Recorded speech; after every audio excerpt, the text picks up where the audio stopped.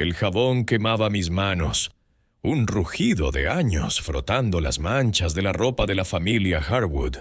El sosa y el agua caliente habían desgastado la piel hasta que mis dedos estaban agrietados y sangrantes. Sin embargo, seguía trabajando. El lavado nunca terminaba en la plantación Oak Ridge. Sábanas y manteles, camisas y vestidos. El desfile interminable de prendas marcaba la división entre aquellos que llevaban cosas finas y aquellos que las limpiaban. «Marta, ¿están listas esas ropas para el servicio de mañana?» La voz de la señora Harwood se extendió por el patio desde el porche trasero de la casa principal, afilada como el viento de marzo que azotaba el campo de Maryland. «Casi terminado, señora», respondí, manteniendo mis ojos en la tela blanca que giraba en la tina de madera frente a mí. Los preparativos para el domingo de Pascua habían duplicado mi carga de trabajo.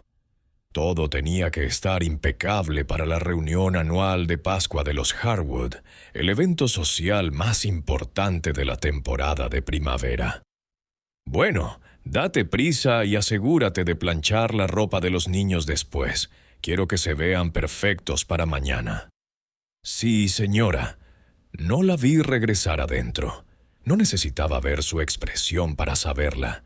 Esa mezcla de impaciencia y despido me había saludado todos los días de mis 32 años. 20 de esos años los había pasado lavando ropa en esta plantación. Primero como niña ayudando a mi madre.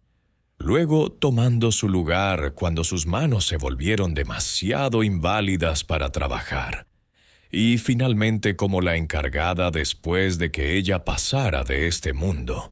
Mientras escurría el agua del mantel de lino torciendo hasta que mis hombros dolían, pensé en mis propios 3 hijos. Ninguno de ellos había alcanzado su 10º cumpleaños antes de ser vendido lejos de mí. Isaías, mi primogénito, tomado a los 8 cuando el amo Harwood perdió fuertemente en las cartas. La dulce Esther, apenas 6, vendida junto con su padre cuando el amo decidió que podía obtener un mejor precio por ellos juntos. Y mi bebé Samuel, arrancado de mis brazos a solo 4 años para pagar por el nuevo caballo de carreras del amo James Harwood. El recuerdo de los gritos de Samuel mientras lo llevaban aún me despertaba en la noche 3 años después. 3 años de vacío. De un corazón tan hueco que resonaba con cada latido. 3 años de ver a los niños Harwood crecer más altos y fuertes mientras me preguntaba si los míos aún vivían, si recordaban mi rostro, si sufrían bajo manos más crueles que las que los habían criado. «Marta, Marta, mira lo que encontré». La voz me sacó de mis pensamientos. William Harwood, de 8 años, corrió hacia mí, su hermana menor, Elizabeth, siguiéndolo. William sostenía algo en sus manos, un nido de pájaro pequeño, completo con huevos azul pálido. Su cabello rubio captaba la luz del sol, tan como el de mi Isaías a esa edad, aunque los rizos de Isaías habían sido negros como la noche. ¿No es maravilloso? El rostro de William estaba iluminado por el descubrimiento. «Padre dice que puedo guardarlo en mi habitación si tengo mucho cuidado de no molestar los huevos». Forcé una sonrisa, aunque mis manos nunca detuvieron su trabajo. «Muy bonito, amo William, pero no deberían molestarme mientras lavo». «No estamos molestando», dijo Elizabeth con la certeza imperiosa de una niña de 6 años que nunca había sido negada nada. «Madre dijo que podíamos jugar afuera hasta la cena y queremos mostrarte nuestro tesoro». Se acercó más a la tina de lavado, su vestido blanco crujiente, uno que yo había lavado y planchado justo ayer, rozando el suelo embarrado. Sus rostros se asomaron hacia mí, esperando admiración, aprobación, atención. La entitlement casual en sus expresiones era tan familiar que me hacía apretar el estómago. «Es un nido fino», concedí, escurriendo otro mantel con quizás más fuerza de la necesaria. Pero su madre quiere que termine estas ropas, y su ropa buena necesita planchado para mañana. Para Pascua, Elizabeth aplaudió. Padre dice que tendremos un gran banquete después de la iglesia, y primos vendrán de Baltimore. ¿Harás pasteles de miel, Marta? Eso sería el trabajo del cocinero, señorita Elizabeth, no el mío. Mi voz era firme, aunque algo oscuro y enojado se agitaba bajo mis palabras. Yo solo lavo. Pero haces los mejores pasteles de miel, insistió William. ¿No puedes decirle al cocinero que los haga como tú? Un recuerdo destelló sin ser invitado. Samuel sentado en un parche de sol afuera de nuestra cabaña, miel untada en su barbilla mientras devoraba el pequeño pastel que había guardado para él de las sobras de la cocina. Su cuarto cumpleaños, solo una semana antes de que lo tomaran, el último cumpleaños que vería. Hablaré con el cocinero, dije, aunque no tenía intención de hacerlo. Ahora vayan a jugar. Esta ropa no se lava sola. Los niños se demoraron, William colocando cuidadosamente el nido en un tocón cercano. «Vamos al estanque a buscar ranas», anunció. «¿Quieres ver lo que atrapamos cuando volvamos?» «Si aún estoy aquí», respondí señalando la montaña de lavado por hacer. «Vayan ahora». Corrieron, su risa flotando de regreso a mí en la brisa. Los vi irse. Estos niños que nunca habían conocido hambre o miedo o la angustia de la pérdida. Estos niños que llevaban la ropa que mis manos lavaban, que dormían en las camas que mis manos hacían, que comían la comida que otras manos esclavizadas preparaban. Estos niños que eran amados y atesorados, mientras los míos eran dispersados como hojas en una tormenta. Me volví a mi lavado, el agua caliente picando las nuevas grietas en mi piel. A través de los árboles podía ver el cementerio familiar, donde generaciones de Harwood yacían en reposo pacífico. Ningún marcador tal existía para los esclavizados que habían muerto en esta tierra. La tumba de mi madre estaba marcada solo por una piedra simple al borde del bosque, colocada allí por mis propias manos, en desafío a la indiferencia del amo Harwood por su partida. Mientras frotaba y enjuagaba, un verso del sermón del domingo anterior pasó por mi mente. El predicador, de pie ante la congregación blanca en la iglesia principal, mientras nosotros, los esclavizados, escuchábamos desde la galería, había hablado del sacrificio y resurrección de Cristo. Limpios por la sangre, purificados por el agua, había entonado. A través de la muerte viene el renacimiento y la salvación. El amo y la señora eran personas muy religiosas. Nunca faltaban al servicio del domingo, y Pascua era el día más santo de su año. Sin embargo, no veían contradicción entre su piedad y la propiedad de almas humanas. Oraban por gracia mientras la negaban a aquellos debajo de ellos. Hablaban del amor de Dios mientras arrancaban niños de los brazos de sus madres. ¿Qué tipo de Dios permitía tales cosas? ¿Qué tipo de limpieza podía lavar tales pecados? Las preguntas giraban en mi mente mientras mis manos continuaban su labor interminable. Para cuando terminé las ropas y comencé a planchar la ropa de Pascua de los niños, el sol estaba bajo en el cielo. De la dirección del estanque vino el sonido de voces infantiles. William y Elizabeth regresaban de su expedición. Aparecieron al borde del patio, ropa embarrada ahora, rostros enrojecidos por la emoción. William llevaba un frasco con algo moviéndose adentro. Una rana o quizás una tortuga pequeña. Corrieron no hacia mí, sino hacia la casa, ansiosos por mostrar a su padre su último descubrimiento. Los vi irse, estos niños nacidos en privilegio y protección. Una extraña calma se asentó sobre mí, como la quietud antes de una tormenta. En ese momento, mientras el sol poniente proyectaba sombras largas a través de la plantación Oak Ridge, algo cambió dentro de mí. Una terrible claridad de propósito que se sentía casi como paz. Mañana era domingo de Pascua, un día de resurrección, un día en que los pecados eran limpiados y las almas renacidas. Doblé la última de las ropas planchadas y las coloqué en la canasta para entregar a la casa. Luego caminé lentamente de regreso a la pequeña cabaña que una vez compartí con mis hijos, ahora ocupada solo por recuerdos y el eco hueco de mis pasos solitarios.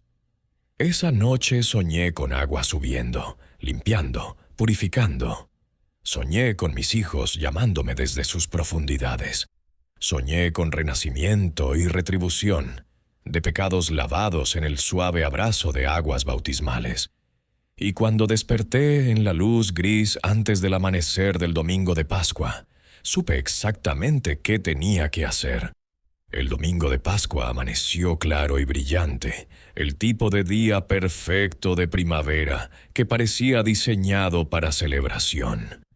Los pájaros cantaban en los árboles en brote, y el aire llevaba el dulce aroma de las primeras flores. La naturaleza misma parecía reconocer la resurrección conmemorada en iglesias por todo el mundo cristiano. Me levanté antes del sol, como lo hacía todos los días, para comenzar a calentar agua para las abluciones matutinas de la familia Harwood. Pascua era un día de ritual especial en la casa principal. Los niños serían bañados y vestidos con su ropa más fina.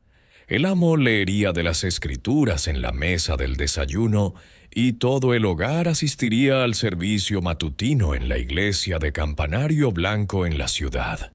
Después vendría el banquete, con parientes y vecinos llenando el comedor mientras nosotros los esclavizados servíamos y luego tomábamos nuestra propia comida en los cuartos de la cocina.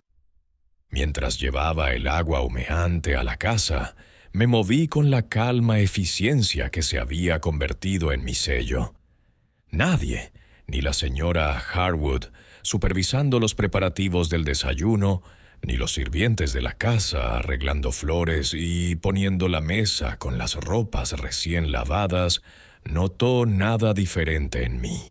Me veían solo como Marta, tan familiar e insignificante como el mobiliario. El agua de baño de los niños necesitará pétalos de rosa extra hoy, instruyó la señora mientras pasaba por el pasillo. Es Pascua, después de todo. Sí, señora. Mi voz no traicionaba nada de la tormenta dentro de mí.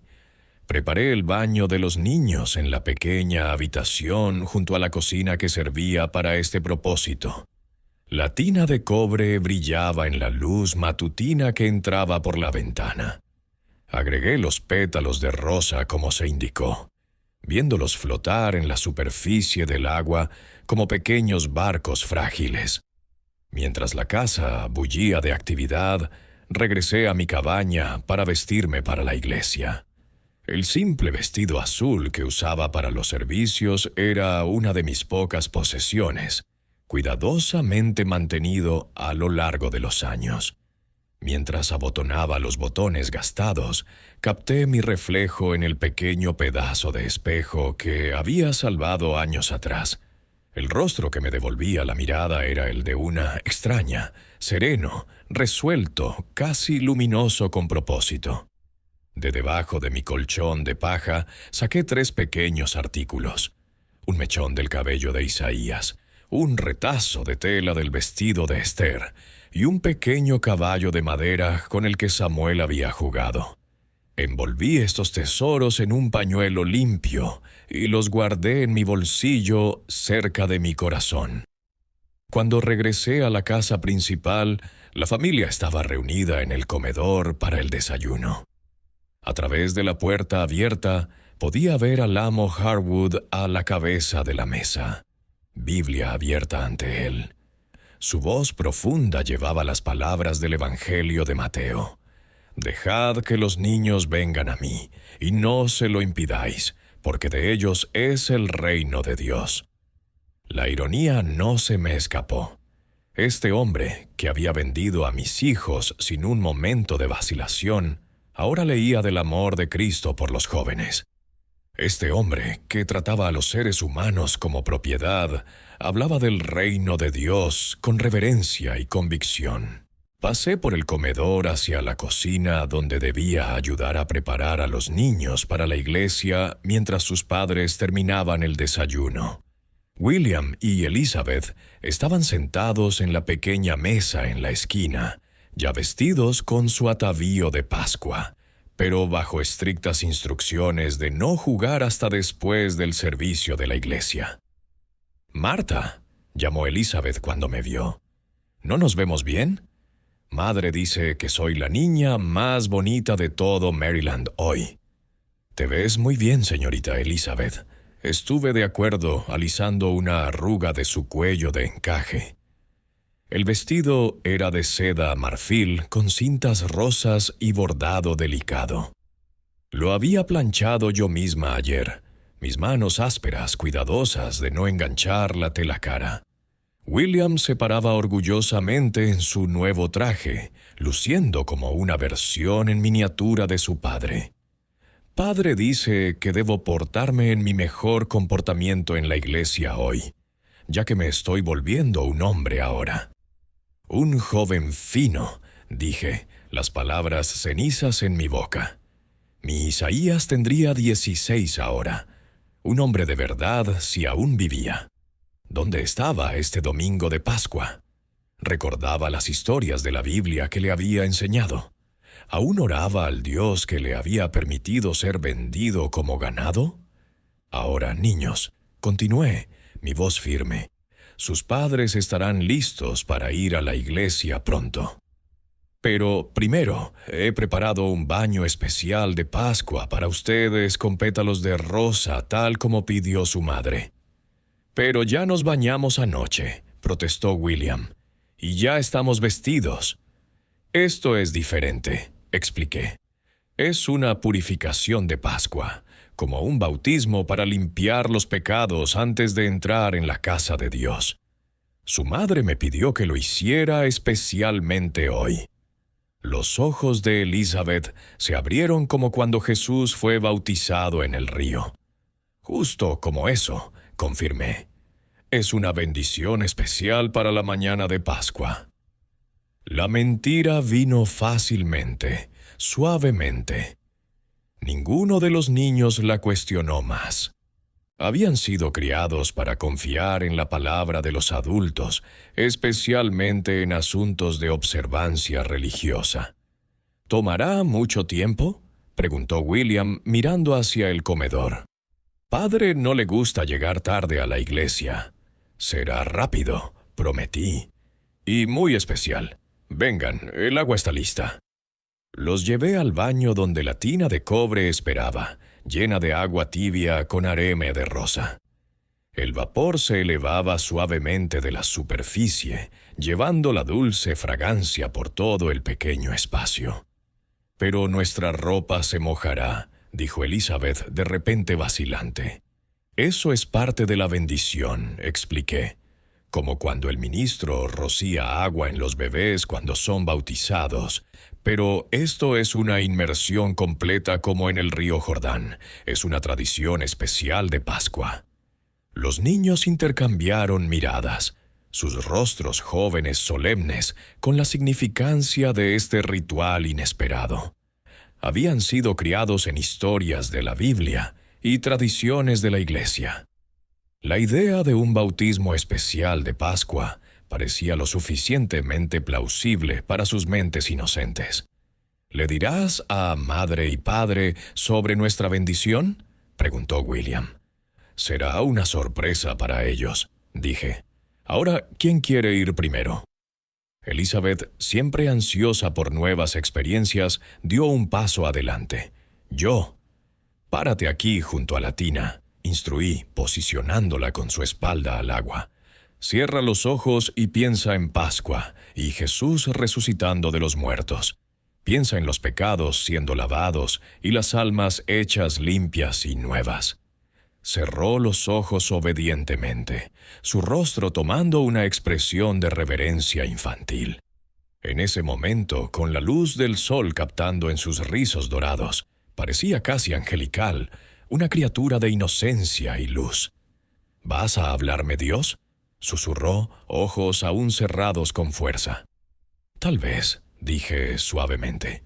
Ahora voy a bajarte al agua justo como lo hace el ministro en los bautismos del río. No tengas miedo. Mis manos, fuertes de años de escurrir ropa mojada, agarraron sus pequeños hombros. En un solo movimiento fluido, la empujé hacia atrás en la tina. Sus ojos se abrieron en sorpresa, pero antes de que pudiera gritar, la sostuve bajo la superficie de pétalos de rosa. Luchó, por supuesto. Incluso en su confusión y shock, el instinto de supervivencia era fuerte. Sus pequeñas manos arañaron mis brazos, sus piernas patearon contra los lados de cobre de la tina. El agua salpicó al piso, empapando el dobladillo de mi vestido de iglesia. Pero me mantuve firme, viendo cómo sus movimientos se debilitaban, cómo las burbujas de su último aliento subían a romperse entre los pétalos flotantes. «Marta, ¿qué está pasando ahí? ¿Es agua lo que oigo salpicando?» La voz de William vino justo desde afuera de la puerta. Había entrado al pasillo, quizás alarmado por los sonidos desde adentro. Solté a Elizabeth, ahora quieta e inmóvil bajo el agua, y me moví rápidamente para interceptarlo antes de que pudiera alertar al hogar. «William», dije, abriendo la puerta lo suficiente para verlo, pero bloqueando su vista de la tina. «Tu hermana está teniendo su bendición. Es muy privado. Debes esperar tu turno». Me miró con sospecha. «¿Por qué había salpicaduras? ¿Está Lizzie bien?» «La bendición involucra movimiento en el agua», expliqué. «Es todo parte de la purificación. Ahora sé un buen chico y espera en silencio. Casi es tu turno». Algo en mi expresión debió tranquilizarlo, porque asintió y retrocedió. «Está bien, pero dile que se apure. Oí a padre decir que nos vamos pronto». «No será mucho ahora», prometí. «¿Por qué no miras tus cuadros de la Biblia mientras esperas? Te llamaré cuando sea tiempo». Vagó de regreso hacia la cocina y cerré la puerta, volviéndome a la tina donde Elizabeth flotaba boca abajo, su hermoso vestido de Pascua ondeando alrededor de ella como los pétalos de alguna extraña flor pálida. El agua había cambiado de clara a un tenue rosa, no de los pétalos de rosa, sino de donde su cabeza había golpeado el borde de la tina en su lucha. No sentí nada al mirarla, ni remordimiento, ni satisfacción, ni horror por lo que había hecho. Solo una extraña calma distante, como si estuviera viendo las acciones de alguien más, la vida de alguien más, desplegándose ante mí. Con cuidado metódico, la arreglé en la tina, doblando sus manos sobre su pecho como en oración, alisando su cabello mojado de su rostro. Luego fui a buscar a William. Estaba en la cocina como había sugerido, pasando las páginas de un libro de historias de la Biblia dejado en la mesa. Levantó la vista cuando entré, su rostro iluminándose. «¿Es mi turno para la bendición ahora?» «Sí», dije, levantando mi mano. «Tu hermana te está esperando. Es un momento muy especial ser bendecido juntos en la mañana de Pascua». Tomó mi mano confiadamente y me siguió de regreso al baño. Cuando vio a Elizabeth en la tina, se detuvo, confusión nublado sus facciones. ¿Por qué está acostada en el agua? ¿Por qué tiene los ojos cerrados? «Es parte de la bendición», expliqué, arrodillándome para mirarlo directamente a los ojos. «Ella está en un estado de gracia ahora, purificada y lista para Pascua. ¿No quieres la misma bendición?» La duda se coló en su expresión, el instinto infantil de que algo estaba mal. «No creo que tu hermana fuera muy valiente», interrumpí. «Quería que tú fueras valiente también. ¿No quieres hacerla orgullosa? ¿Hacer orgullosos a tus padres?» Miró de nuevo a Elizabeth, luego de regreso a mí. «Supongo que sí», dijo incierto. «Eso es un buen chico», calmé, guiándolo más cerca de la tina. «Ahora, justo como tu hermana, párate aquí y cierra los ojos. Piensa en Jesús resucitando de los muertos, en los pecados siendo lavados». Estaba más vacilante que Elizabeth, pero aún obedeció cerrando los ojos y parándose rígidamente junto a la tina. Me posicioné detrás de él, manos en sus hombros justo como había hecho con su hermana. Pero mientras me preparaba para empujarlo al agua, de repente se retorció, ojos abriéndose. «No», gritó, retrocediendo hacia la puerta. «Algo está mal con Lizzie, no se está moviendo». Me lancé hacia él agarrando su brazo antes de que pudiera alcanzar la puerta. «William, detente, esto es parte de la bendición. Tu hermana está en paz ahora». «No está respirando», gritó, su voz subiendo en pánico. «Madre, padre, ayuda». Cubrí su boca con mi mano, amortiguando sus gritos. «Shh, ahora», susurré, levantando su cuerpo luchador del piso. «Terminará pronto. Estarás con tu hermana limpio y puro para la mañana de Pascua». Luchó más duro que Elizabeth, con la fuerza de un niño mayor y la desesperación de uno que entendía lo que estaba pasando. Pero yo era más fuerte aún, impulsada por un propósito que había estado construyéndose en mí por 3 largos años, desde el día que se llevaron a mi Samuel. Lo llevé a la tina y lo forcé al agua junto a su hermana. Sus gritos se cortaron cuando lo sostuve bajo, mis manos como bandas de hierro alrededor de sus delgados hombros. Se agitó y pateó, enviando más agua salpicando al piso, empapando mi vestido hasta las rodillas. «Ahora, Marta, ¿están listos los niños? Estamos a punto de irnos a la iglesia». La voz de la señora Harwood vino del pasillo, seguida del sonido de pasos acercándose. Tenía momentos no más antes de que abriera la puerta y descubriera lo que había hecho. Las luchas de William se debilitaban, pero aún se movía bajo mis manos. Presioné más fuerte, desesperada ahora por terminar lo que había empezado. «Quédate quieto», murmuré, aunque sabía que no podía oírme bajo el agua. «Estate en paz, casi termina». El picaporte giró. Solté a William y me aparté de la tina justo cuando la señora Harwood entró al baño. La escena que la saludó era una que perseguiría a la plantación Oak Ridge por generaciones. Sus 2 niños flotando sin vida en la tina de cobre, pétalos de rosa girando alrededor de sus formas inmóviles, y yo de pie junto a ellos, empapada y calmadamente encontrando su mirada. Su grito trajo al hogar corriendo. El amo Harwood, los sirvientes de la casa, incluso el chico de establo que había estado preparando el carruaje para la iglesia. Encontraron a la señora colapsada en el piso, al amo intentando desesperadamente revivir a sus niños, y a mí de pie silenciosa e inmóvil, mientras 2 de los sirvientes de la casa más fuertes me retenían. No hice ningún intento de negar lo que había hecho.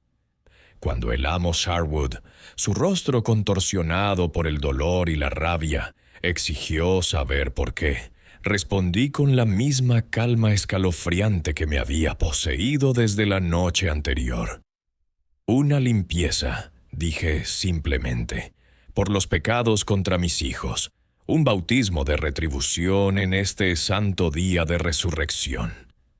Me arrastraron de la casa entonces al sótano de almacenamiento, donde sería retenida hasta que el sheriff pudiera ser convocado de la ciudad.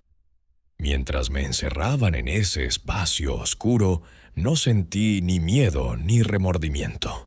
solo un extraño sentido de completitud, como si finalmente hubiera cumplido un propósito al que había estado moviéndome toda mi vida. En el bolsillo de mi vestido empapado, el pañuelo conteniendo los recuerdos de mis hijos permanecía presionado cerca contra mi corazón. Mis propias reliquias privadas en este día más santo del calendario cristiano. El sótano era oscuro y húmedo, con solo una pequeña ventana enrejada cerca del techo para admitir un delgado rayo de luz solar. Esta mísera iluminación era suficiente para revelar mis alrededores. Estantes de conservas y verduras de raíz, barriles de manzanas y papas, la abundancia almacenada de la plantación Oak Ridge que alimentaría a la familia Harwood y sus invitados a lo largo del año. No me habían dejado nada, ni manta, ni agua, ni siquiera un balde para funciones necesarias. Me senté en el piso de tierra compactada, mi vestido de Pascua aún húmedo y pegado a mi piel, y esperé. El sonido de conmoción de la casa principal ocasionalmente me llegaba. Gritos, llantos. La llegada del doctor de la ciudad, que oficialmente pronunciaría lo que todos ya sabían. El tiempo pasaba extrañamente en ese espacio subterráneo. Sin una vista clara del sol, solo podía adivinar la hora. El servicio de Pascua habría sido perdido, por supuesto. El banquete cancelado, los invitados rechazados. El día que debía estar lleno de celebración, ahora estaba consumido por tragedia y horror. Me encontré preguntándome de manera distante qué pasaría con la comida que había sido preparada para la comida de Pascua. ¿Sería comida en silencio, afligido por el dolor, dada a los esclavizados, o dejada a echarse a perder como ofrenda a los muertos? Tales pensamientos triviales parecían flotar por mi mente como los pétalos de rosa habían flotado en el agua del baño, desconectados, inconsecuentes, pero de alguna manera significativos en su misma ordinariedad. Era tarde en la tarde, juzgando por el ángulo del rayo de sol, cuando oí pasos acercándose a la puerta del sótano. La pesada barra de madera fue levantada y la puerta se abrió para revelar al reverendo Holcomb, el ministro de la Iglesia Blanca en la ciudad. Detrás de él estaban dos de los capataces de la plantación, armados con pistolas. «Déjennos», instruyó el ministro a los hombres, «pero quédense cerca».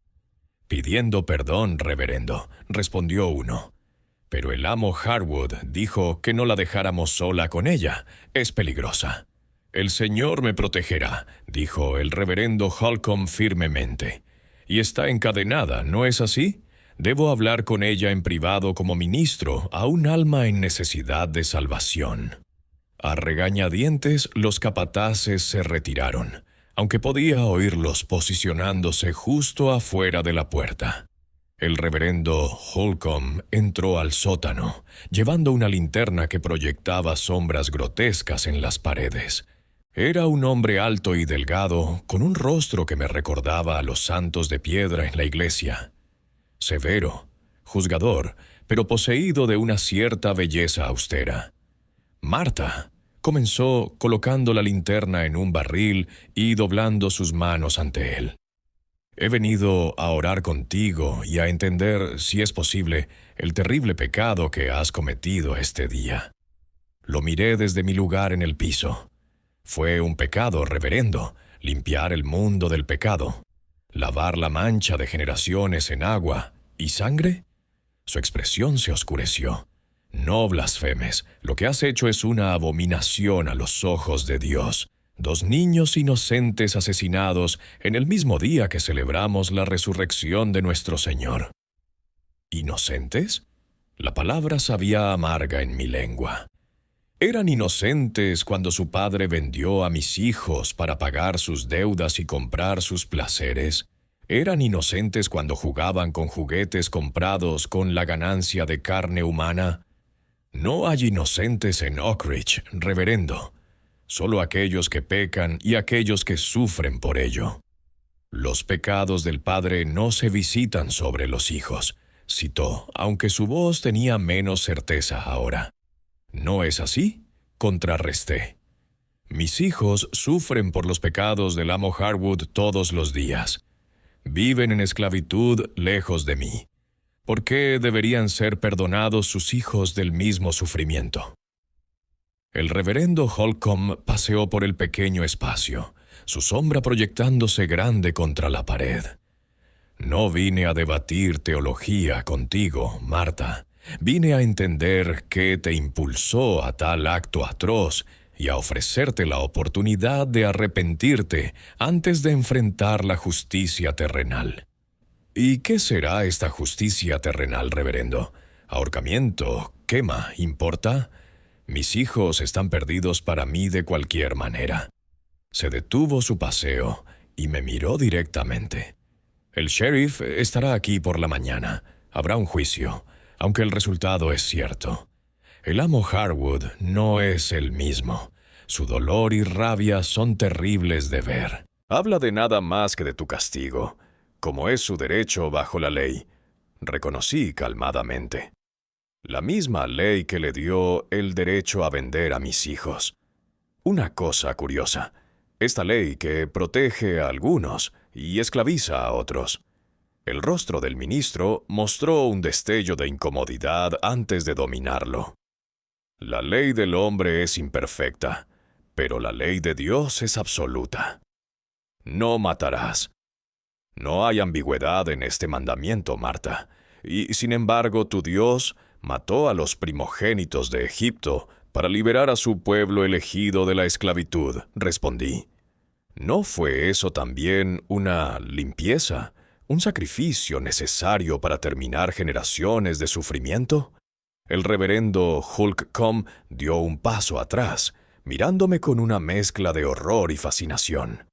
¿Te atreves a compararte con el Todopoderoso para justificar el infanticidio con escrituras? Esto es locura, Marta. O peor, herejía, quizás, concedí. O quizás es claridad. Quizás, como Cristo mismo, vi lo que necesitaba ser hecho y no me acobardé de ello, aunque significara mi propia destrucción. Basta. La voz del ministro se elevó en ira genuina ahora. Blasfemas contra el mismo Salvador, cuya resurrección celebramos hoy. Tu alma se tambalea al borde de la condenación eterna. Marta, arrepiéntete ahora antes de que sea demasiado tarde. Lo miré firmemente, conmovida por su fervor. Mi alma fue condenada el día que tomaron a mi Samuel de mis brazos, reverendo. Hoy solo reconocí esa condenación y la abracé. Me miró por un largo momento, luego sacudió la cabeza lentamente. Oraré por ti, Marta, aunque temo que incluso la misericordia divina puede no alcanzar donde te has colocado. Tomó su linterna y se movió hacia la puerta. ¿Hay algo que requieras antes de que me vaya? ¿Agua? ¿Comida? La pregunta me sorprendió, este pequeño gesto de humanidad en medio del horror del día. Agua, dije después de un momento, y si es posible, una Biblia. Esta petición pareció tranquilizarlo algo. Me aseguraré de que recibas ambas. Quizás en la palabra de Dios aún encontrarás el camino al arrepentimiento. Después de que partió, los capataces cerraron la puerta de nuevo. Pero algún tiempo después, una joven sirviente de la casa llamada Dina, una que a veces me había ayudado con el lavado, fue permitida traerme una jarra de agua y una Biblia raída que reconocí como una de las reuniones de oración de los esclavos. La señora está como muerta, susurró Dina mientras colocaba los artículos a mi lado. El doctor le dio algo para hacerla dormir. El amo se estremeció. Nunca lo he visto así. Ya ni siquiera parece humano. Un truncado 1200-902 caracteres. Yed debe ser mantenida segura, pero tratada adecuadamente. El señor Harwood insistió en un juicio adecuado a pesar de su dolor. Muy bien. El carcelero asintió, haciendo una nota en su libro. Tenemos una celda separada para prisioneras femeninas. No se usa a menudo, pero servirá. Me llevaron por un pasillo estrecho a una pequeña celda al final.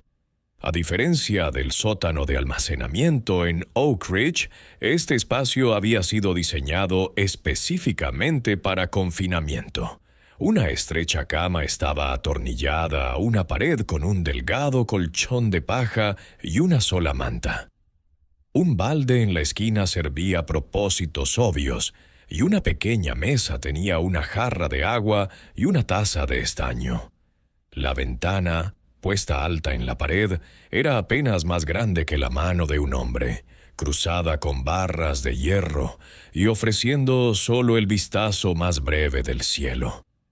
El deputy removió mis esposas y fui encerrada en este espacio que sería mi hogar hasta el juicio y, muy probablemente, por el corto tiempo entre el juicio y mi ejecución. La puerta era de roble pesado, reforzada con bandas de hierro, con una pequeña abertura al nivel de los ojos que podía ser abierta desde afuera para observar al prisionero adentro. Sola en la celda, me senté en el borde de la cama y tomé nota de mi situación. La realidad de lo que había hecho y lo que me esperaba se asentó sobre mí como un peso físico. Habría un juicio, pero el resultado estaba predeterminado. Ningún jurado en Maryland o en cualquier lugar del sur dudaría en condenar a una esclava que había asesinado niños blancos. La única pregunta era el método de ejecución y cuán rápidamente se llevaría a cabo. Encontré, para mi ligera sorpresa, que no tenía miedo. La muerte había sido mi compañera desde el momento en que decidí ahogar a los niños Harwood, quizás incluso antes, en las largas noches de dolor después de que se llevaran a mis propios hijos. La perspectiva de ser ahorcada o cualquier otro castigo que pudieran idear no tenía terror comparado con la muerte viva que ya había soportado. Lo que ocupaba mis pensamientos, en cambio, era la pregunta de si mis acciones habían logrado algo más allá de la satisfacción inmediata de la venganza. ¿Había yo, en alguna pequeña manera, sacudido los fundamentos del sistema que había destruido a mi familia? Había forzado incluso a una persona como la señora Harwood en su momento de claridad en el porche a reconocer la humanidad de aquellos que esclavizaban, o había solo proporcionado otra justificación para un trato más duro, leyes más estrictas, supresión más brutal? No había manera de saberlo. Mi acto de rebelión, porque eso era, a pesar del dolor personal que lo motivó, ahora era parte de una historia más grande, una que sería contada y recontada, interpretada y reinterpretada por otros mucho después de que me fuera. En los cuartos podría convertirse en una leyenda susurrada de retribución, una advertencia de que incluso el esclavo, aparentemente más complaciente, podría albergar pensamientos de resistencia violenta. En los salones de los terratenientes blancos sería citada como evidencia de la naturaleza salvaje de la gente negra, la necesidad de control firme, los peligros de mostrar cualquier amabilidad o leniencia. Los días hasta mi juicio pasaron con regularidad monótona. Cada mañana el carcelero traía un tazón de gachas delgadas. Al mediodía, un pedazo de pan y quizás un poco de carne de cerdo salada. En la noche, una sopa delgada con cualesquiera verduras disponibles.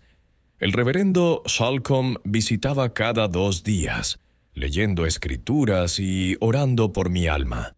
Aunque nuestros debates teológicos habían cesado después de ese primer día en el sótano. Al tercer día, un joven abogado blanco llamado Thomas Whitfield apareció en mi celda. Se presentó como mi defensor designado por la corte, aunque dejó claro que su rol era en gran parte ceremonial. La ley requiere representación en casos capitales, explicó. Pero quiero ser honesto contigo, Marta. La evidencia es abrumadora, y dada la naturaleza de las víctimas, la leniencia no es una posibilidad. Entiendo, le aseguré. No tengo ilusiones sobre mi destino. Pareció aliviado por mi resignación. No obstante, me aseguraré de que los procedimientos se conduzcan adecuadamente. ¿Hay algo que desees que diga en tu nombre? ¿Alguna circunstancia que sientas podría ser relevante para la comprensión de la corte? Consideré esto. ¿Qué podría posiblemente decir que tuviera sentido de lo que había hecho en términos que una corte blanca pudiera comprender? ¿Que la destrucción sistemática de familias negras era un crimen tan atroz como lo que había hecho? ¿Que la venta de mis hijos había sido una forma de asesinato? La muerte de su infancia, su conexión con su madre, su derecho a ser vistos como seres humanos en lugar de propiedad.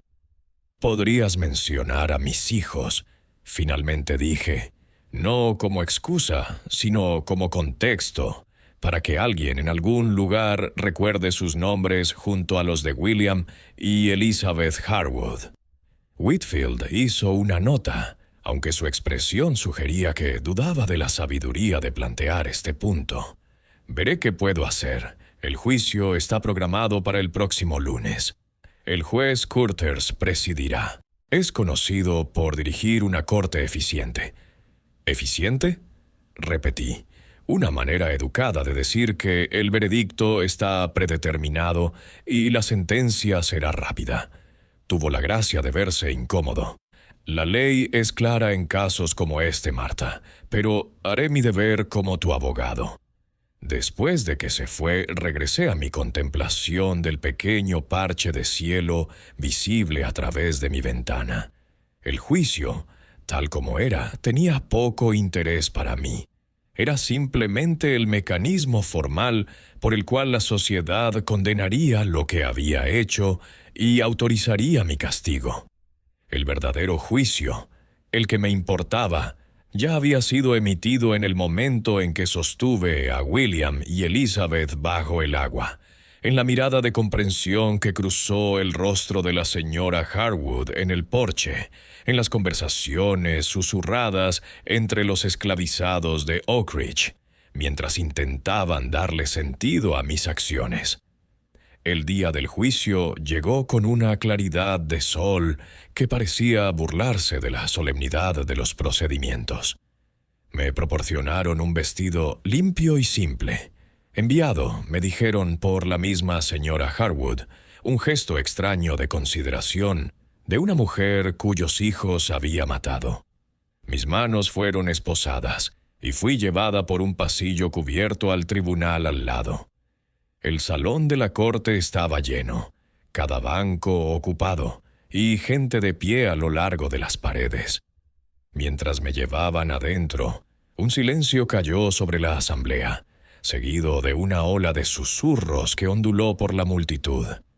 Mantuve mis ojos al frente, mi postura recta, dándoles ni la satisfacción de verme acobardada, ni el espectáculo de desafío que podrían haber anticipado.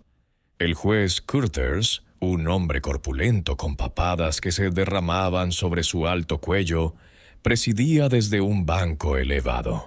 El fiscal, un hombre de aspecto severo llamado Bradford, presentó el caso en mi contra con eficiencia brutal, llamando testigos. El sheriff, el doctor que había examinado los cuerpos de los niños, y varios de los sirvientes de la casa que habían estado presentes esa mañana de Pascua para establecer los hechos, aunque ninguno estaba en disputa.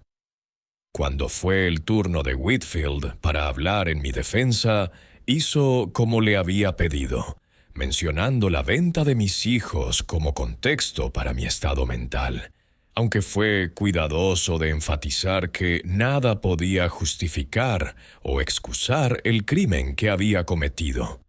Su argumento, tal como era, se enfocó en la pregunta de si una persona esclavizada podía ser considerada completamente responsable por acciones que podrían resultar de las crueldades inherentes de la institución misma.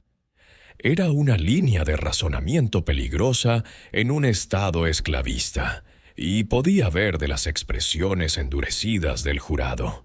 12 hombres blancos de propiedad, que no estaba siendo recibida favorablemente.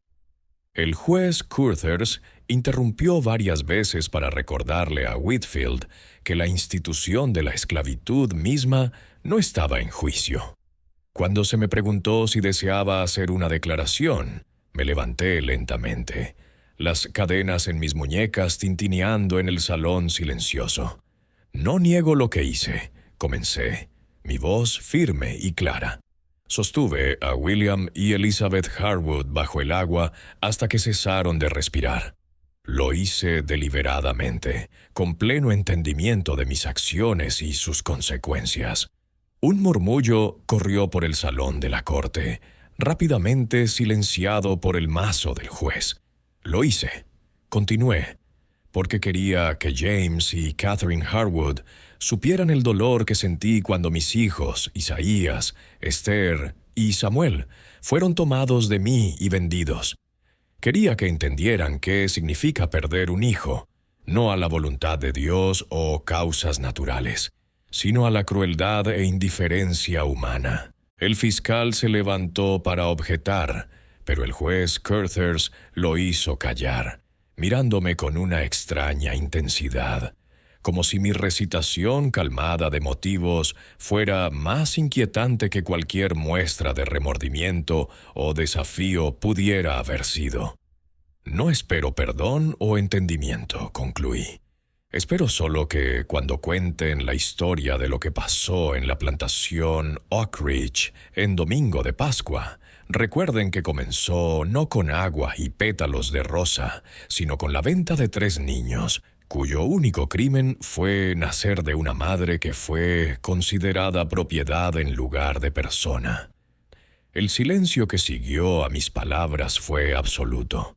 Ni siquiera el roce de la ropa o el carraspeo de gargantas lo perturbó. Luego el juez Curthers carraspeó.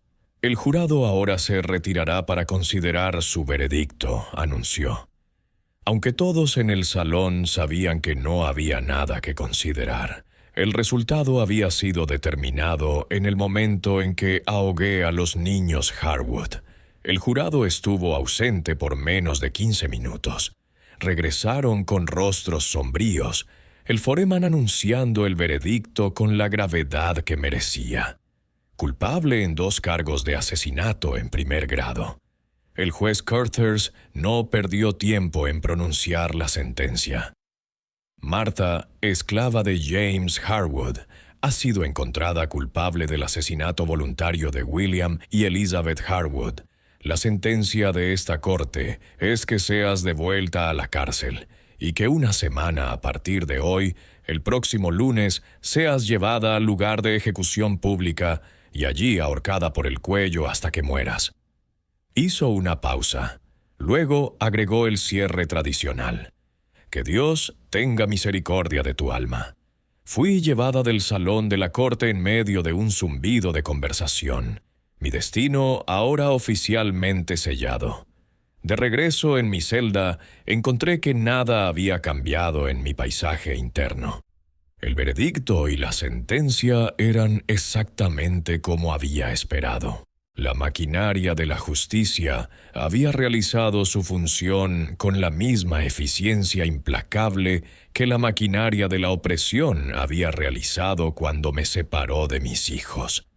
La semana final de mi vida comenzó con una visita del reverendo Holcomb, quien parecía genuinamente angustiado por mi ejecución inminente, a pesar de su certeza de que merecía castigo por mi crimen.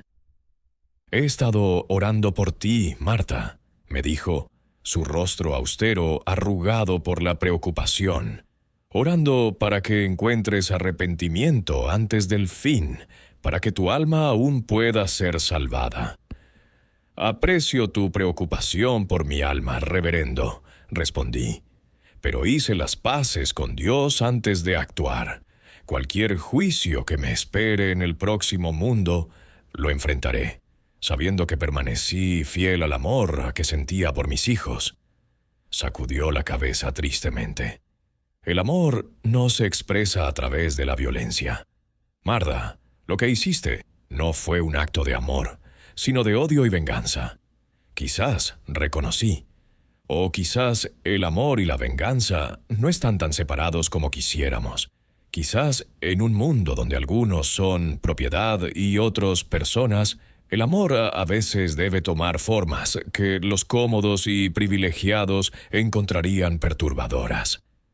Este giro filosófico pareció inquietarlo, como siempre lo hacía. Se retiró al terreno más seguro de las Escrituras, leyendo pasajes sobre perdón y redención, aunque noté que evitaba a aquellos que hablaban de la ira de Dios contra los opresores de los débiles.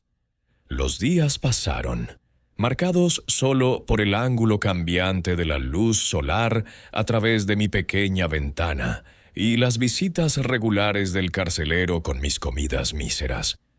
Dormí más de lo usual, como si mi cuerpo se estuviera preparando para el largo sueño por venir. Soñé a menudo con mis hijos, no como habían sido cuando se los llevaron, sino como podrían ser ahora, creciendo y cambiando en lugares desconocidos, viviendo vidas que nunca presenciaría. El día antes de mi ejecución, recibí una visitante inesperada. La señora Harwood, aún vestida de negro profundo de luto, pero ahora compuesta y adecuada, fue escoltada a mi celda por el mismo sheriff. Llevaba un pequeño bulto envuelto en tela limpia. «Déjenos, por favor, sheriff», solicitó. «Deseo hablar con la prisionera sola». Davis miró incierto. «Señora Harwood, no estoy seguro de que sea sabio, dadas las circunstancias». «¿Qué imaginas que me hará, sheriff?», preguntó la señora con un toque de su vieja imperiosidad. «Está encadenada, yo no, y qué daño adicional podría posiblemente desear infligirme. Ya ha tomado todo lo que me importaba». A regañadientes el sheriff se retiró, aunque no dudaba que permanecía justo afuera de la puerta, listo para intervenir al primer signo de problemas. La señora Harwood y yo nos miramos en silencio por un largo momento. Había envejecido años en las semanas desde Pascua, su rostro surcado por el dolor, su cabello mostrando hebras grises que no habían estado allí antes. Sin embargo, se llevaba con la misma dignidad innata que siempre había marcado su porte. «Asistí a tu juicio», finalmente dijo. «Oí lo que dijiste sobre tus hijos». «¿Cambió algo para ti?», pregunté genuinamente curiosa. «Cambió todo», respondió simplemente. «Y nada. Mis hijos aún están muertos. Tus hijos aún están perdidos para ti. El mundo continúa, como siempre ha sido, con algunos en cadenas y otros sosteniendo las llaves». Colocó el bulto que había traído en la pequeña mesa. «Te traje algunas cosas. Ropa limpia para mañana, algo de comida mejor que lo que sirven aquí y esto». Sacó un pequeño libro de su bolsillo, no una Biblia, sino lo que parecía ser un diario. «He escrito en él los nombres de tus hijos y lo poco que pude aprender de dónde fueron vendidos. James estaría furioso si supiera, pero sentí que deberías tener este conocimiento, incluso si no puedes actuar sobre él». La miré genuinamente choqueada por este gesto. «¿Por qué harías esto por mí después de lo que hice?» «No lo sé», admitió. «Quizás porque en estas pasadas semanas, mientras he llorado por William y Elizabeth, he pensado a menudo en tu dolor por Isaías, Esther y Samuel. Quizás porque quiero creer que incluso en medio de actos imperdonables puede haber algún pequeño gesto de humanidad». Colocó el diario sobre el bulto. «No te perdono, Martha. No puedo. Pero entiendo en alguna pequeña manera ¿Qué te impulsó a hacer lo que hiciste? Y quería que supieras que los nombres de tus hijos no serán olvidados. Los he tenido registrados en mi Biblia familiar junto a mis propios hijos. Un memorial extraño quizás, pero el único que puedo ofrecer. Sentí lágrimas subir a mis ojos por primera vez desde la mañana de Pascua. No por mí, no por lo que me esperaba el día siguiente, sino por este reconocimiento inesperado de la humanidad de mis hijos, de la mujer cuyos hijos había matado. Gracias, susurré. Eso es más de lo que podría haber esperado. La señora Harwood asintió una vez, luego se volvió para irse. En la puerta pausó. No estaré allí mañana. No podría soportarlo, pero quería verte una vez más, mirar al rostro de la mujer que tanto me destruyó como me despertó. Adiós, Marta. Adiós, señora Harwood. Después de que se fue, abrí el diario con manos temblorosas. Adentro, en la caligrafía precisa de la señora Harwood, había entradas para cada uno de mis hijos, las fechas en que fueron vendidos, los nombres de los compradores y lo poco que había podido reunir sobre sus destinos. Isaías había sido vendido a una plantación de tabaco en Virginia. Esther y su padre habían ido a una granja en Carolina del Norte, y Samuel, mi bebé, había sido comprado por un mercader en Baltimore, quien compraba niños jóvenes para entrenarlos como sirvientes de casa. Estaban vivos, o lo habían estado cuando vendidos. Tenían nombres y lugares en el mundo, no solo en mi memoria. Era un regalo más allá de precio, este conocimiento, incluso aunque nunca los vería de nuevo. Nunca sabría qué se convirtió de ellos más allá de estos pocos hechos escasos. Pasé mi última noche en la tierra leyendo y releyendo estas entradas, trazando los nombres con mi dedo, imaginando las vidas que mis hijos podrían estar viviendo. Me pregunté si me recordaban, si pensaban en mí ocasionalmente, si habían encontrado momentos de alegría a pesar de las circunstancias de su esclavitud. El amanecer llegó demasiado pronto, anunciado por el sonido de martilleo de la plaza del pueblo donde se preparaba el patíbulo. El carcelero trajo una comida final, mejor que lo usual, con pan fresco e incluso una pieza de fruta. Aunque tenía poco apetito, me vestí con la ropa limpia que la señora Harwood había traído. Peiné mi cabello lo mejor que pude y esperé con un extraño sentido de calma para que viniera el sheriff. Cuando llegó el momento, el mismo Sheriff Davis abrió la puerta de mi celda. «Es tiempo, Marta», dijo, su voz ni dura ni gentil, simplemente factual. «El ministro está esperando afuera si deseas orar con él». «Gracias, sheriff, pero he hecho las paces con Dios a mi manera». Asintió. Luego supervisó mientras sus deputies aseguraban mis manos detrás de mi espalda. «La multitud es más grande que lo usual», advirtió. «La palabra se ha esparcido sobre tu caso. Habrá fuertes sentimientos expresados». «Entiendo», respondí. «Estoy lista». El camino del jail a la plaza del pueblo era corto, pero parecía extenderse en la eternidad. La gente alineaba las calles, sus rostros un borrón de curiosidad, horror, ira y la extraña excitación que las ejecuciones públicas siempre parecían generar. Oí murmullos mientras pasaba, captando fragmentos de comentarios sobre mi apariencia, mi crimen, mi aparente compostura ante la muerte. El patíbulo se erguía en el centro de la plaza, stark y purposeful, contra el cielo azul de primavera. Un pequeño grupo de oficiales esperaba en su base. El juez, el fiscal, el alcalde del pueblo y otros dignatarios cuya presencia era requerida para presenciar la ejecución de la sentencia. Whitfield, mi defensor designado, estaba ligeramente apartado, su joven rostro perturbado. Fui llevada por los escalones a la plataforma donde la soga colgaba esperando. El verdugo, su rostro oculto por un capuchón, me posicionó en la trampilla y colocó la cuerda alrededor de mi cuello, ajustándola con desapego profesional. El juez Curthers dio un paso adelante para leer la pronunciación formal de la sentencia una vez más, su voz llevando a través de la ahora silenciosa plaza. Cuando terminó, preguntó: ¿Tienes palabras finales, Marta? Miré sobre la multitud, viendo no sus rostros, sino los rostros de mis hijos, como habían sido cuando los vi por última vez. Solo esto, dije, mi voz clara en la plaza silenciosa. Recuerden que el amor y la justicia tienen muchas caras, y que incluso la más humilde puede contener dentro de ella el poder para sacudir los fundamentos de su mundo. Un murmullo corrió por la multitud, rápidamente silenciado mientras el juez Curthers asentía al verdugo.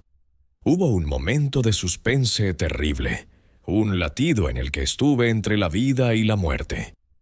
Luego la trampilla se abrió bajo mis pies y caí. La cuerda se tensó, la soga se apretó y la oscuridad comenzó a cerrarse alrededor de mí. En ese momento final de conciencia, pensé no en los niños Harwood yaciendo en sus tumbas, no en la multitud viendo mi muerte, sino en Isaías, Esther y Samuel, sus rostros, sus voces, sus pequeñas manos en las mías. Y pensé, con mi último pensamiento coherente, que quizás algún día oirían la historia de lo que su madre había hecho, y sabrían que habían sido amados más allá de la razón, más allá de la moralidad, más allá de la vida misma. El cuerpo de Marta, ex esclava de James Harwood, fue bajado del patíbulo después de que la hora legalmente requerida hubiera pasado. A diferencia de los ciudadanos blancos del condado, no tenía derecho a un entierro adecuado en el cementerio del pueblo. En cambio, sus restos fueron devueltos a la plantación Oak Ridge, donde el amo Harwood había a regañadientes permitido un pequeño terreno al borde del bosque para su entierro. Ningún marcador fue permitido, ninguna ceremonia sancionada. Pero en lo profundo de la noche, después de que los habitantes blancos de la plantación se hubieran retirado, un grupo de esclavizados se reunió silenciosamente en la tumba fresca. Dina, quien había traído agua y una Biblia a Marta en el sótano, colocó 3 pequeñas piedras en la cabeza de la tumba, una por cada uno de los hijos perdidos de Marta. El viejo Joseph, quien había estado en Oak Ridge más tiempo que nadie, incluyendo al mismo amo Harwood, habló unas pocas palabras de oración, mezclando frases cristianas con palabras más antiguas de allende el océano.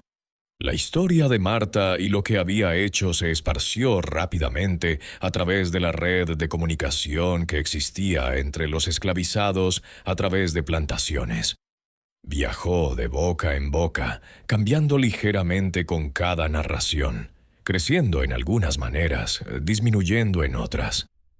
Algunas versiones enfatizaban su calma, su propósito, su aceptación clara de las consecuencias. Otras la retrataban como impulsada a la locura por el dolor, un cuento de advertencia sobre los peligros de la defiance. Aún otras la presentaban como una especie de ángel vengador, trayendo juicio sobre aquellos que habían separado familias sin un segundo pensamiento.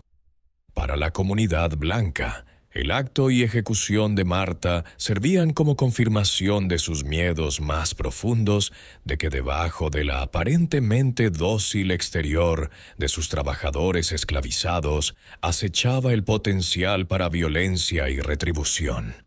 Las leyes se apretaron, la vigilancia aumentó y los castigos por incluso infracciones menores se volvieron más severos.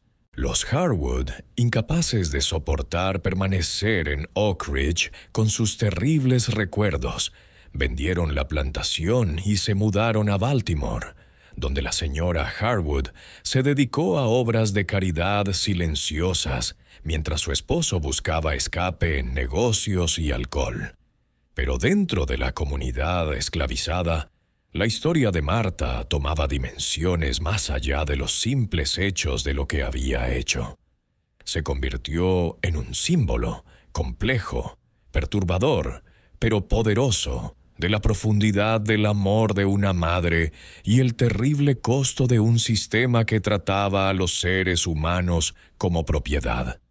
Se susurraba que en el aniversario del ahogamiento, la tina de cobre en el baño de Oak Ridge se llenaría de agua por su cuenta, pétalos de rosa apareciendo en la superficie, aunque no hubiera rosas floreciendo cerca. Se decía que cualquier niño nacido en la plantación en domingo de Pascua llevaría una pequeña marca como una gota de agua en su hombro, una señal de que el espíritu de Marta velaba por ellos. Los años pasaron. La guerra civil vino y se fue trayendo emancipación, pero no verdadera libertad. La reconstrucción huyó brevemente. Luego se desvaneció ante la opresión renovada. A través de todo, la historia de Marta la lavandera persistió, cambiando con los tiempos, pero nunca desapareciendo enteramente. En 1883, casi 50 años después de los eventos en Oak Ridge, un hombre anciano llegó al condado buscando información sobre una lavandera llamada Marta, quien una vez había sido esclavizada allí. Estaba bien vestido, educado en su habla, claramente un hombre de algunos medios, a pesar de su edad avanzada y la ligera curvatura de sus hombros. Al principio, los residentes blancos fueron sospechosos, reacios a hablar de una historia que aún causaba incomodidad, pero eventualmente encontró su camino a una pequeña casa al borde del pueblo, donde Dina, ahora en sus 80s y liberada desde hace mucho, vivía con la familia de su hija. Cuando se presentó como Samuel, el rostro curtido de Dina mostró primero confusión, luego reconocimiento amaneciente, luego una mezcla compleja de emociones demasiado profundas para nombrar. «Eres su menor», susurró. «Su bebé». Samuel asintió, lágrimas llenando sus ojos. «He venido a aprender sobre ella, a entender. Todos estos años he tenido solo fragmentos, cosas oídas, rumores, pedazos que nunca formaron una imagen completa». Dina lo invitó adentro, y a lo largo de una tarde le contó todo lo que sabía o había oído sobre su madre, su fuerza silenciosa, su habilidad con el lavado, su profundo amor por sus hijos, y sí, el terrible acto que había terminado su vida. Habló honestamente, pero no unkindly, pintando un retrato de una mujer impulsada a la extremidad por un sistema que la había despojado de todo lo que importaba. «Te mencionó al final», concluyó Dina, «en el sótano cuando le traje agua. Dijo que lo hizo por ti y tu hermano y hermana, por todos los niños tomados». Samuel se sentó en silencio por un largo momento, absorbiendo esto. Había sido criado en Baltimore por el mercader que lo compró. Había sido enseñado a leer y escribir. Eventualmente ganó su libertad y construyó una vida exitosa como comerciante. Se había casado, tenía hijos propios, que ahora eran crecidos. Había vivido una vida que su madre nunca podría haber imaginado para él. «Tengo una pregunta más», finalmente dijo. «¿Dónde está enterrada? Me gustaría visitar su tumba». Dina miró perturbada. «No hay marcador. Oak Ridge no está más. Quemada durante la guerra, nunca reconstruida, pero puedo llevarte aproximadamente a dónde estaba». Al día siguiente, Dina llevó a Samuel a los restos crecidos de lo que una vez había sido la plantación Oak Ridge. La casa principal se había ido.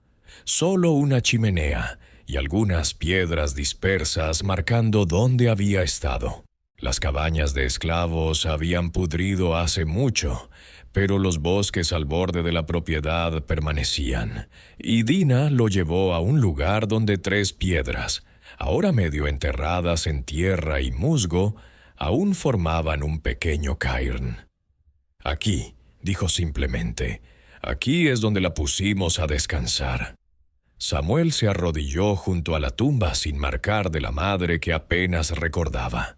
De su bolsillo sacó un pequeño caballo de madera, no el que su madre había guardado como recuerdo, que se había perdido para siempre, sino uno tan similar como pudo crearlo de memoria. «Tengo hijos propios ahora», le dijo a la tierra silenciosa, «y les he contado sobre ti, no todo. Son demasiado jóvenes aún para la historia completa. Pero les he dicho que tenían una abuela que los amaba tanto que su amor resuena a través del tiempo para tocarlos incluso ahora. Algún día, cuando sean mayores, les contaré el resto. No para que te juzguen, sino para que entiendan el verdadero costo de tratar a la gente como propiedad, de separar familias, de creer que algunas vidas importan menos que otras». Colocó el caballo de madera entre las piedras. «Descansa ahora, madre. Tus hijos están libres, y recordamos». Mientras Samuel se levantaba y se volvía, una brisa repentina agitó las hojas arriba, enviando una lluvia de pétalos blancos, no rosas, sino flores de cornejo, girando hacia abajo para asentarse en el simple memorial. Por un momento, solo un momento, el aire pareció sostener el aroma de ropa limpia secando al sol y el sonido distante de la risa de niños. Luego el momento pasó, y solo había un hombre viejo y una mujer más vieja caminando lentamente lejos de un lugar donde la tragedia se había desplegado, dejando atrás una historia que continuaría siendo contada en varias formas por generaciones por venir. La historia de Marta, la mujer esclavizada que ahogó a los hijos de su amo en domingo de Pascua, en lo que ella llamó una limpieza de pecados. Esta fue la historia de Marta en la plantación Oak Ridge.